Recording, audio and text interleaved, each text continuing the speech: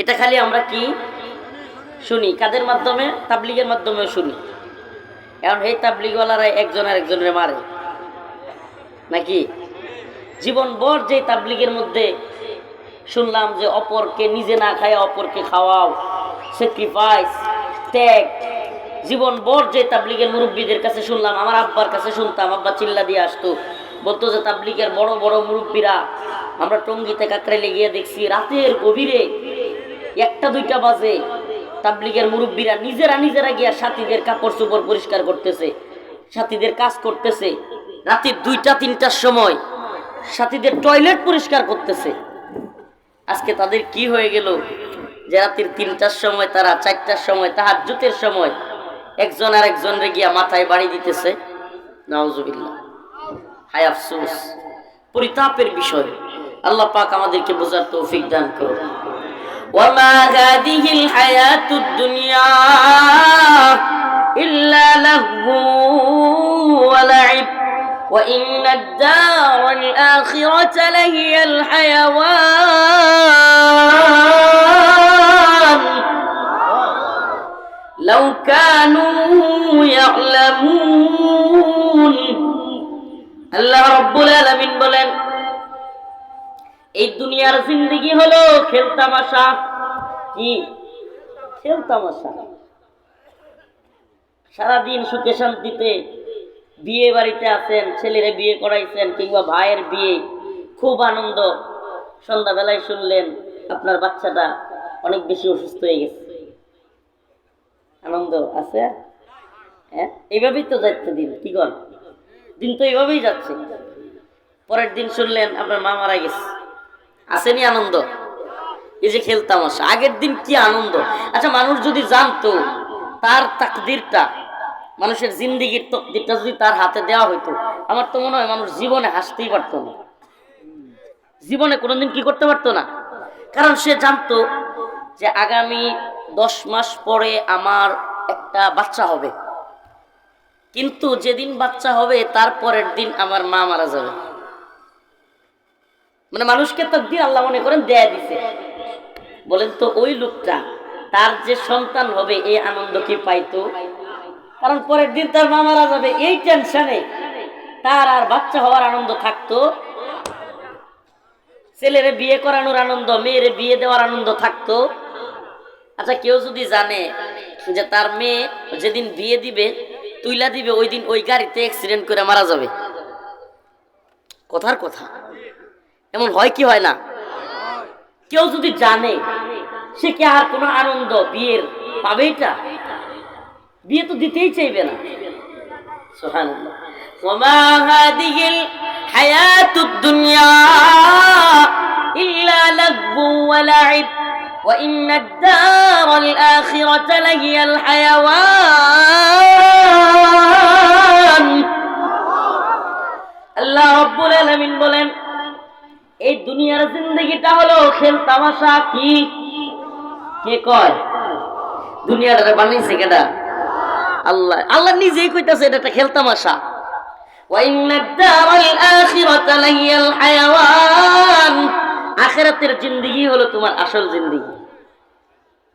তার মানে ধর্মীয় ভাবে ভেদাভেদ থাকতে পারে, মতানৈক্য থাকতে পারে, আমাদের মানুষদের মধ্যে মতানৈক্যের কোনো অভাব নাই। অভাব আছে? দল নিয়ে মতানৈক্য, নেতা নিয়ে মতানৈক্য, ধর্ম নিয়ে মতানৈক্য, এমনকি রাসূল সাল্লাল্লাহু আলাইহি সাল্লামকে নিয়ে মতানৈক্য, এমনকি আল্লাহর নিয়েও মতানৈক্য আছে। নাউজুবিল্লাহ, আছে না নাই? তো আল্লাহর যদি সবাই মানতো তাহলে তো এক ধর্মই হইতো। কিন্তু একটা বিষয় নিয়ে কোনো মতানৈক্য নেই। কি সেটা? মরতে হবে, মরতে হবে।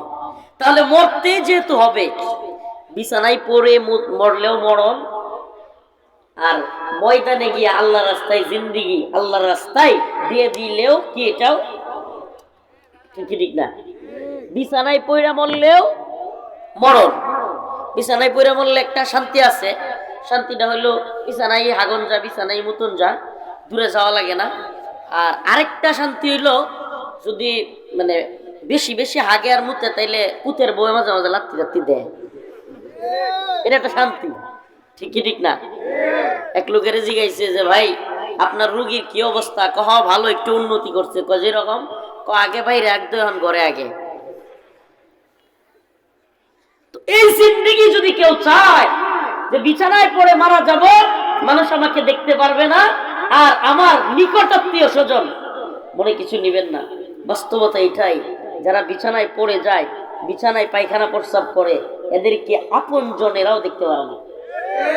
এমনকি আল্লাহ মাফ করুক, এমনকি আত্মীয় স্বজনও চায় দ্রুত যদি মরে যেত। কারণ কে টানবে, কে টানবে তাকে? আপনার জিন্দেগিটাই যেন দুনিয়ার জন্য একটা বোঝা। হায় আফসোস, হায় আফসোস। লাওয়াদিতু আন আগজুয়া ফাউক্তাল সুম্মা আগজুয়া ফাউক্তাল। অথচ রাসূলুল্লাহ সাল্লাল্লাহু আলাইহি ওয়াসাল্লাম নিজে চাইতেন, আয় রব, আপনি আমাকে একটা জীবন দিয়েছেন, আমার মনে চায় একটা জীবন দিয়েছেন, আপনার পথে যুদ্ধ করি, শহীদ হই, সুম্মা আগজুয়া ফাউক্তাল, আবারও জীবন দিলে আবারও যুদ্ধ করি, আবারও শহীদ হই, আবারও জীবন দিলে আবারও শহীদ হই। সুবহানাল্লাহ, সুবহানাল্লাহ। কে এটা? রাসূলুল্লাহ সাল্লাল্লাহু আলাইহি ওয়াসাল্লাম। কে চান শাহাদাতটা? কে চান? শাহাদাতের মর্যাদা শুনবেন। আল্লাহ রাব্বুল আলামিন বলেন, ওয়ালা তাকুলু লিমান ইউকতালু ফি সাবিলিল্লাহি আমওয়াত বাল আহইয়া ওয়ালাকিন লা তাশউরুন। আল্লাহ রাব্বুল আলামিন বলেন, যারা আল্লাহর পথে জীবন দিয়েছে, যারা আল্লাহর রাস্তায় আল্লাহর পথে যুদ্ধ করতে করতে শহীদ হয়েছে, লিমান ইউকতালু ফি সাবিলিল্লাহি আমওয়াত, তাদেরকে মৃত বলাও যাবে না। সুবহানাল্লাহ। আল্লাহর রাস্তায় যারা জীবন দিয়েছে তাদেরকে কি বলা যাবে না? মৃতও বলা যাবে না, মৃত বলাও নিষেধ। বাল আহইয়া, আল্লাহ নিজে আবার বলতেছেন, বরং তারা জীবিত, বরং তারা কি? ওয়ালাকিন লা তাশউরুন। আল্লাহ বলে, তোমরা সেটা অনুধাবন করতে পারো না, তোমরা সেটা বুঝো না। তোমরা দেখো দুনিয়ার মধ্যে তার আত্মাটা চলে গেছে, সে মারা গেছে, তোমরা এটা দেখো।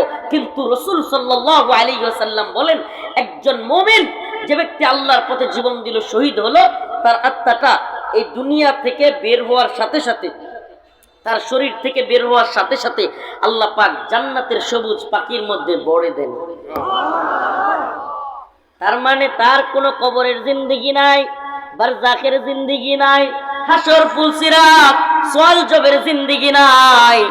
এই আত্মাটাকে আল্লাহ পাক একটা সবুজ পাখির মধ্যে দিয়ে দিলেন, আর সবুজ পাখিটা আল্লাহর জান্নাতে গিয়া ঘুরতে থাকে, উড়তে থাকে, যেখানে মন চাই যাইতে থাকে, যা মন চাই খাইতে থাকে। সুবহানাল্লাহ। শাহাদাতের মর্যাদা। সাধারণভাবে একটা মানুষ মরলে কি পরিমাণ কষ্ট হয়, এটা একটা উদাহরণ দেওয়ার জন্য বলা হয় যে জীবন্ত আমরা কি করি, বকরি বা ছাগল জবাই করার পরে গাছের মধ্যে ঝুলাইয়া তারপরে তার চামড়াগুলো টাইনা টাইনা খুলি, ঠিকই ঠিক না? কিন্তু যদি এই ছাগল বা বকরিটাকে জীবন্ত খোলা হইতো, এলাকায় কেউ চিৎকারের জ্বালায় থাকতে পারতো? কথা বলে না, থাকতে পারতো? এর চাইতেও বেশি কষ্ট হলো মৃত্যু যন্ত্রণা। এই জন্য আল্লাহ পাক মৃত্যু যন্ত্রণা ঠিক আগ মুহূর্তে জবান বন্ধ করে দেন। সুবহানাল্লাহ। কল্পনা করতে পারেন? কারণ মানুষের চিৎকারে অন্য আশপাশে মানুষ ভয়ে খাওয়া দাওয়া ছেড়ে দিত। মানুষের মৃত্যুর যন্ত্রণার চিৎকার এটা যদি কেউ শুনতো এবং এটার ভয়াবহতাটা যদি আল্লাহ জবান বন্ধ না করতেন, তার দাফরানোর সাথে সাথে যদি চিৎকারটা শুনতেন, তাহলে মানুষ ভয়ে খাওয়া দাওয়া ছেড়ে দিত।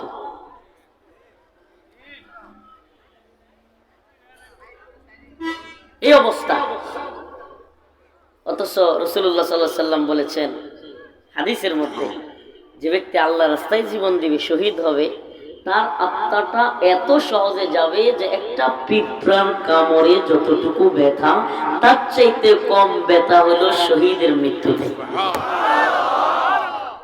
মরতেই হবে যখন, শহীদি মরণ দিও আমাকে।